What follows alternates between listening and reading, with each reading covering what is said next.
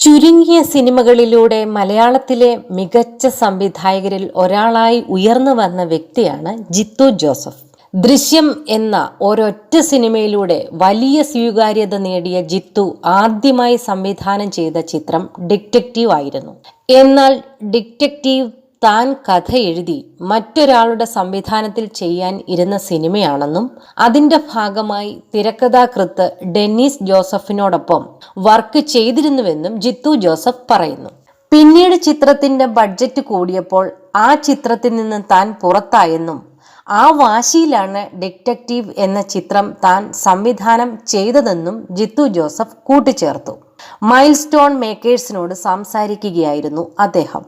അന്ന് ആ സിനിമ സംഭവിച്ചിരുന്നുവെങ്കിൽ ജീവിതത്തിൽ ഭയങ്കരമായി വ്യത്യാസം വന്നേനെ. കാരണം ആ സിനിമയുടെ സ്റ്റോറി മാത്രമേ ഞാൻ ചെയ്തിട്ടുള്ളൂ. ഞാൻ ഒരു കഥയായിട്ട് വന്നതായിരുന്നു. അതിൻ്റെ തിരക്കഥ തയ്യാറാക്കാനാണ് ഡെന്നീസ് ജോസഫ് സാറിൻ്റെ കൂടെ ഞാൻ ഇരുന്നത്. അന്ന് ആ സിനിമ നടന്നിരുന്നുവെങ്കിൽ കഥ ജിത്തു ജോസഫ് എന്ന് മാത്രമേ വരുമായിരുന്നുള്ളൂ. പക്ഷേ ബഡ്ജറ്റ് എല്ലാം കൂടിയത് കാരണം ആ സിനിമ നടന്നില്ല. അത് ചെയ്യാനിരുന്നത് സംവിധായകൻ രാജ്ബാബു ആയിരുന്നു.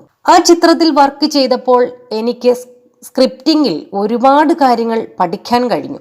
ഞാൻ ഡെന്നീസ് സാറിൻ്റെ കൂടെ ലോഡ്ജിലൊക്കെ താമസിച്ച് എല്ലാ ദിവസവും തിരക്കഥയിൽ ഒരുപാട് ചർച്ചകൾ നടത്തിയാണ് അതെല്ലാം പഠിച്ചെടുത്തത്.